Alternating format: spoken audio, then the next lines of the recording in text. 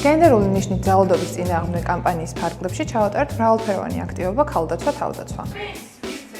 მონაწილეებს გავაცანით ფსიქოემოციური, ციფრული და სიტუაციური უსაფრთხოებისთვის აუცილებელი ცოდნა.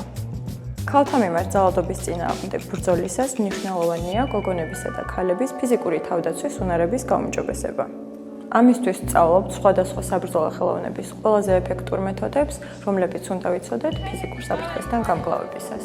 როდესაც ვიცავ თავს უკვე აგრესორისგან, ვინც უკვე აქტიურად გამოხატავს აგრესიას და მეორე შემთხვევა არის, როდესაც უბრალოდ გვავიწოვებენ.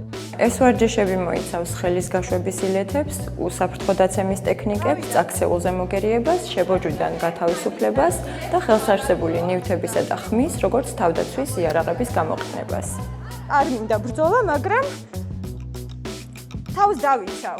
აღსანიშნავია, რომ ქალთა გარკვეული ჯგუფები, მათ შორის დევნილები და კონფლიქტის შედეგად დაზარალებული ქალები, უფრო მეტად განან ძალადობის რისკის ქვეშ. ამიტომ ამ კუთხითაც გვჭირდება ცნობიერების ამაღლება. ძალადობის რისკებისა და ზიანის შემცირებასთან ერთად ეს ყველაფერი ქალებს გვეხმარება როგორც ფიზიკურ, ასე ფსიქოემოციურ გაძლიერებაში.